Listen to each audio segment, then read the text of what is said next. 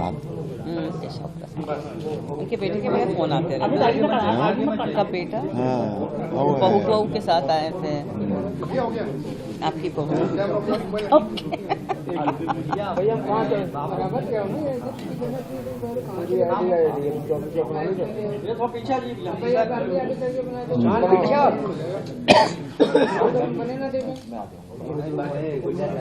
चलिए भाई चलिए, शुरू कर दिए सर।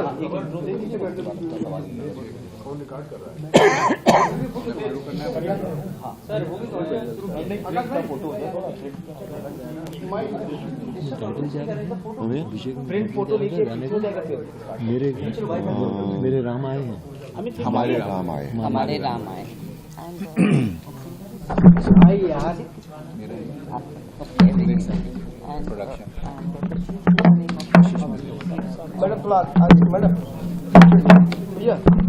तो मंदिर के निर्माण के बाद भी मुझे नहीं लगता कि ज्यादा परिवर्तन होगा, क्योंकि राम लल्ला की प्रतिष्ठा कर रहे हैं। साक्षात जो मर्यादा पुरुषोत्तम राम की प्रतिष्ठा वहां पे नहीं लगा रहे हैं। तो हिंदुस्तान के लोगों ने, भारत के लोगों ने बहुत प्यार दिया है हम सभी को, रामायण के सभी किरदारों को, और मुझे लगता है ये वो कंटिन्यू करते ही रहेंगे और ऐसा प्यार हमें मिलता ही रहेगा। हमारे राम आए हैं सॉन्ग आ रहा है, 22 को रिलीज होगा, उसके लिए क्या कुछ कहेंगे? मैं उनको मेरी शुभकामना है। अभिषेक जी को, बहुत अच्छे प्रोड्यूसर हैं, बहुत अच्छे कम समय में हम सबको एज एक्टर्स इस सॉन्ग के लिए उन्होंने लॉक किया एंड बहुत हंसी खुशी से हम लोग ने ये गाना किया। ये गाना हमने 2 दिन में शूट किया। रात को शायद 3 बजे हमने पैकअप किया। हम लोग हनुमानगढ़ी, लता मंगेशकर चौक, और पहले दिन तो हम गुप्तार घाट पे थे। बहुत अच्छे तरीके से लोकेशन उन्होंने सिलेक्ट किए हैं और ऑल्सो बहुत अच्छे एपिसोड्स उन्होंने लिए हैं। शबरी का लिया है, हनुमान जी का एंट्री ली है, तो बहुत सुंदर तरीके से पूरी रामायण वो दर्शा रहे हैं वो 1.5 मिनट के गाने में। So we are very happy, I am very happy कि मैं उनके साथ मैं एसोसिएट कर रही हूँ। ये मेरा तीसरा गाना है, मेरे घर आए राम।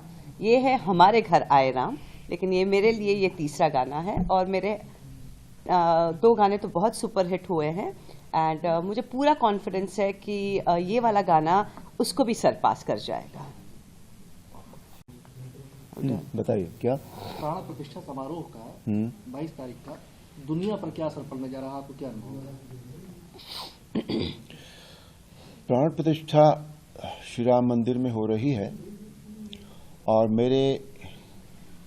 मेरा जो अपना ख्याल है वो ये है कि ये जो राम मंदिर है ये हमारा राष्ट्र मंदिर साबित होगा।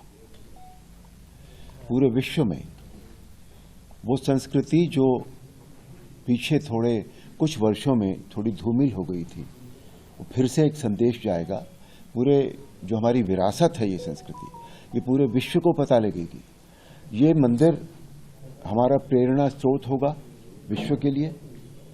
हमारी अपनी आस्था का केंद्र तो है ही, हमारा ये गौरव होगा, हमारी पहचान बनेगी इससे विश्व में। और जो हमारे मॉरल्स हैं जो सभी को अपनाने चाहिए, वो इससे सबको मिलेंगे। आज इतने लोग जो हम लोग हैं, जो सनातन धर्म को मानने वाले लोग हैं, भारतीय लोग हैं, वो तो मंदिर में उस दिन दर्शन करना चाह ही रहे हैं, लेकिन पूरा विश्व ये देख रहा है कि ये क्या हो रहा है और वो पूरा विश्व उस दिन यहाँ आना चाहता है ये जानने के लिए कि ये जो हम सुन रहे हैं क्या ये संभव है ऐसा होना। आज जो ऊर्जा है, इतनी पॉजिटिव ऊर्जा है हम सब के बीच में, वही शायद विश्व के और देशों को भी लुभा रही है यहाँ आने के लिए कि हम देखें। तो राम मंदिर जो है वो पूरे विश्व के लिए एक प्रेरणा स्रोत बनेगा। अच्छा, क्या आप चाहते हैं कि काशी और मथुरा का भी विवाद इसी तरह सुलझे या? देखिए, वो विवाद जो है वो थोड़ा सा उसे हम बाद में बात करें।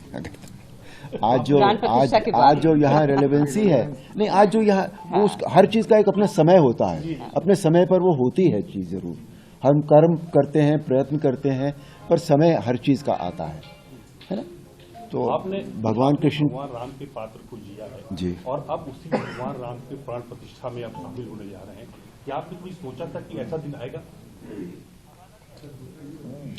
मंदिर बनेगा ये तो जरूर पता था, बिल्कुल, विश्वास है ना, ये विश्वास था पूरा।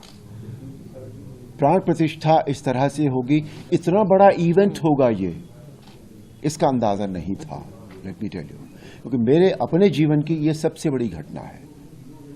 तो ये इस तरह से होगी, इतना ऊर्जा होगी इसमें, पूरा देश राममय हो जाएगा, पूरा विश्व जहाँ जहाँ भी राम को मानने वाले लोग हैं, इसकी कल्पना नहीं थी। इसलिए ये जो अनुभूति है ये बहुत सुखद अनुभूति है, बिल्कुल, कि हम एक ऐसे पल के साक्षी बनेंगे जिसके विषय में हमने सोचा नहीं था कि उसका मैग्नीट्यूड इतना होगा, इतना बड़ा। सुनील जी आपने तो भगवान राम के अनुज का किरदार निभाया था जी। और आप उसी मंदिर में आप जो प्राण प्रतिष्ठा होने जा रहे हैं, क्या आपने कभी सोचा था कि इस किरदार को निभाने के बाद हम सिर्फ उस मंदिर में जहाँ प्राण प्रतिष्ठा हो रही जहाँ भगवान ने जन्म लिया था वहाँ आप पदार्पण करेंगे? आप नहीं, बिल्कुल नहीं सोचा था इस तरह का, पर ये सौभाग्यशाली मैं आपको समझता हूँ कि इस तरह का मुझे इस प्राण प्रतिष्ठा में आने का मौका मिल रहा है, और बहुत कुछ जो मैं नहीं जानता था उसको जानने का भी मुझे अवसर मिल रहा है। और जो मैं समझता हूँ कि ये प्राण प्रतिष्ठा है या जो माहौल बना हुआ है इस समय, बहुत धार्मिक है, बहुत सकारात्मक है, और ये विश्व को बहुत सकारात्मक भावना देगा, और डेफिनेटली वो सकारात्मकता जो है वो विश्व में उत्पन्न होगी, इससे इसकी एनर्जी इतनी ज़्यादा होगी। कुछ लोग ऐसे हैं जिसमें जो राम को नकारते आ रहे हैं, क्या आप उनके बारे में कुछ बोलेंगे? आप वो नादान है, बेवकूफ़ है, मैं ये कहूँगा। उन्हें असल में राम क्या है उसका नॉलेज नहीं है। देखिए, हर आदमी को जब तक वो डीपली पढ़ेगा नहीं, जानेगा नहीं, उसको समझ ही नहीं सकता है। क्योंकि जब हमें भी नहीं मालूम था, बचपन में हमने जो रामायण थोड़ी बहुत जानी थी, पढ़ी थी, उतना ही नॉलेज था, उस हिसाब से हमें ज़्यादा नहीं था, तो इतना हमें लगता नहीं था कि राम क्या है, राम कितने डीप हैं। वो एक हर तरीके से परफेक्ट है। मर्यादा पुरुषोत्तम जब उनको एक उपाधि दी गई है, क्या कहा जाता है उनको, तो इसका मतलब है कि हर तरीके की मर्यादाओं का वो को निभाते हैं।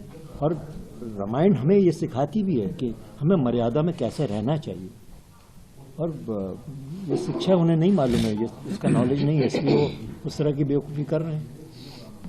अर्जुन जी, एक सवाल है कि जो रामायण आपने जो जिस पे किरदार निभाया था, जो रामायण बनी थी, उसके बाद बहुत सी रामायण बनी, लेकिन वो रामायण जो बनी वो आज तक जो ऐसी रामायण नहीं बनी, क्योंकि विश्व विख्यात रामायण बनी। क्या आपको लगता है कि ऐसी और भी रामायण बननी चाहिए उस तरीके की, जिसको कि लोग मतलब पूरा विश्व फिर से पसंद करें? जो अभी रामायण, जिस रामायण की आप बात करें, जो रामायण हमने की थी वो बहुत पसंद की गई, उसमें कोई कमी थी? नहीं। उस तरह की तो फिर आप क्यों चाहते? उस तरह की से मतलब नहीं है। ये एक चीज यहाँ रखी हुई है तो अपने आप में पूरी है ना। कोई जरूरी नहीं है कि दूसरी चीज तब लाई जाती है जब या तो उससे अच्छी बने या उससे कम बने।